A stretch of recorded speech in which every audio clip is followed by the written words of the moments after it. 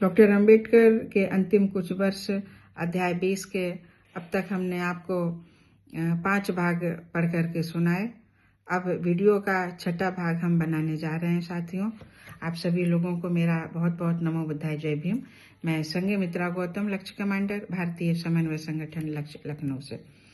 प्रसिद्ध शोधार्थी और लेखकगण एस.आर. डोंगरकेरी मुंबई विश्वविद्यालय के आचार्य एवं मराठवाड़ा विश्वविद्यालय के कुलपति।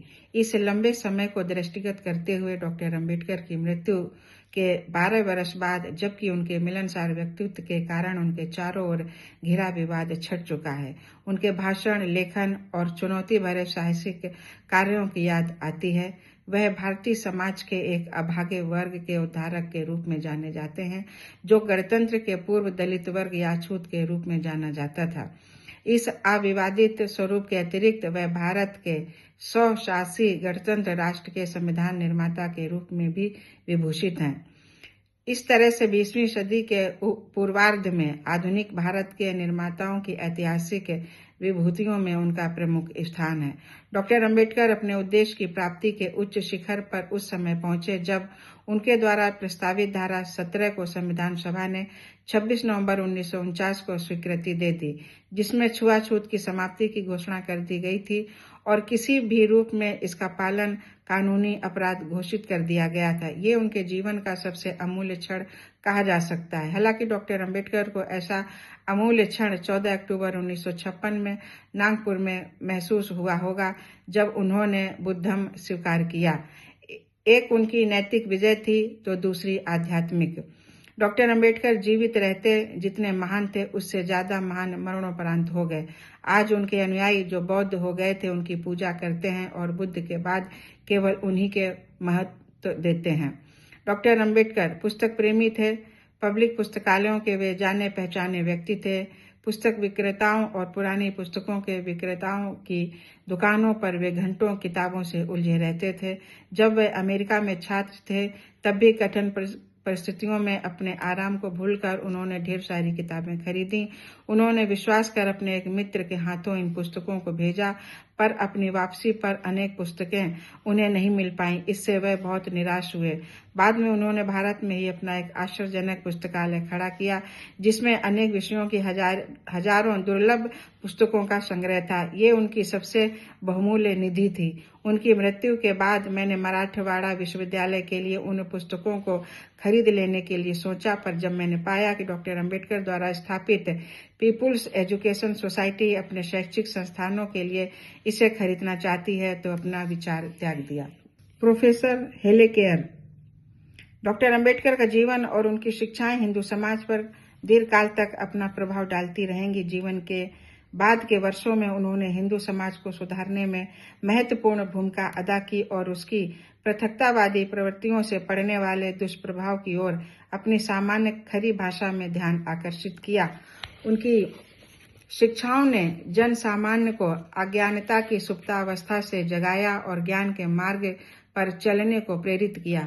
अपनी मृत्यु के बाद भी वे देश के करोड़ों लोगों के भाग्य निर्माण की मूक शक्ति बने हुए हैं। Doctor N.S. Christian. Baba Saheb doctor Ambedkar Buddha की तरह करुणा की प्रतिमूर्ति थे, जिनके जीवन में प्रेम को हम क्रियान्वित होते हुए देख रहे हैं। उनके बाह्य कठोर आवरण और तेज आवाज के नीचे प्रेम और करुणा से भरा हुआ कोमल हृदय था, जो समाज के उन लोगों के लिए धड़कता था जिन्हें हमारे देश के इतिहास के महत्वपूर्ण क्षणों में अत्यधिक आवश्यकता थी। वह मानव प्रेमी थे, जिन्होंने अपने अर्जित धन को महान कार्यों में व्यय किया और जिसका प्रमाण पीपुल्स एजुकेशन सोसाइटी जैसी संस्था है। यह संस्था उनके असीमित त्याग का एक अमर स्मारक है। वह एक सक्रिय नेता और खरे व्यक्ति थे, जो गौतम बुद्ध के नैतिक मानकों को पुनर्जीवित करने के लिए पैदा हुए। एशिया के प्रकाश, लाइट ऑफ एशिया की भौतिक गतिविधियों के परिदृश्य तिरोहित हो जाने के बाद अंधकार में शताब्दियों में विकसित हुई मनुष्यों में भ्रष्ट प्रवृत्तियों और असत्य के उन्मूलन के लिए ही उनका जन्म हुआ। मुझे बाइबिल में ईसा के संदर्भ में एक युक्ति याद आ रही है। यदि मैं पृथ्वी से ऊपर उठा लिया जाऊंगा, मैं सभी मनुष्यों को अपने तक ऊपर उठा लूंगा। इस तरह हम देखते हैं कि हमसे पृथक होने के बाद डॉक्टर अंबेडकर का गौरव और अधिक प्रकाशमान हो गया। यहाँ तक कि जो लोग जीवन काल में उनके विरोधी रहे, वे भी उनकी मानव जाति के लिए की गई सेवाओं की प्रशंसा करते हैं। डॉक्टर अंबेडकर एक साहित्यिक विद्वान, महान शिक्षाविद, सक्रिय व्यक्तित्व, महान राजनीतिज्ञ, सुयोग्य सांसद, हमारे संविधान के लब्ध प्रतिष्ठित रचयिता, विशाल मानवता, दलितों शोषितों के नायक तथा हमारी मातृभूमि के महानतम अमर सपूत हैं। जहां तक भारतवर्ष के लाखों दलितों का सवाल है, उनके लिए वे महान उद्धारक और युग प्रवर्तक थे। प्रोफेसर जेपी मिश्र, इतिहासकार, विभागाध्यक्ष, बनारस हिंदू विश्वविद्यालय। स्वतंत्रता के तुरंत बाद संविधान सभा द्वारा रचित और स्वीकृत भारत के संविधान का स्वरूप तथा मानव भावना राजनीतिक संस्थाओं की न केवल ऊर्जा है, बल्कि उनकी उपयोगिता और क्षमता को भी प्रदर्शित करती है। यह उन मूल्यों पर चलने की राह दिखाती है जिसकी हम सुंदर कल्पना करते हैं। इस बृहद कार्य को करने में प्रारूप समिति के अध्यक्ष और विधि मंत्री के रूप में डॉक्टर अंबेडकर ने अनोखी भूमिका अदा की। उन्होंने रात दिन श्रम करके भारत का संविधान लिखा और उसमें स्वतंत्रता, समानता तथा न्याय की भावना का समावेश किया। डॉक्टर बीपी परांजपे, कुलपति पूना विश्वविद्यालय। डॉक्टर अंबेडकर भारत के दलित वर्ग के अधिकारों के प्रबल प्रवक्ता थे। दलितों के लिए किए गए कार्य ही भविष्य में उनकी महानतम उपलब्धि के रूप में सम्मानित होंगे। दलितों में अपने नेता के प्रति असीमित श्रद्धा, आस्था और प्रेम इन्हीं कारणों से है। ये जन्मजात योद्धा थे जो किसी भी घटनात्मक आघात को समान भाव से सहन कर सकते थे और चुनौती भी दे सकते थे। प्रोफेसर DR गाडगिल, प्रमुख अर्थशास्त्री। डॉक्टर अंबेडकर के देहांत से देश को अपूरणीय क्षति पहुंची है। वो न केवल अर्थशास्त्र, राजनीति विज्ञान और कानून के विद्वान थे, बल्कि देश के सामाजिक तथा राजनीतिक जीवन में उनकी उपलब्धियां शानदार थीं।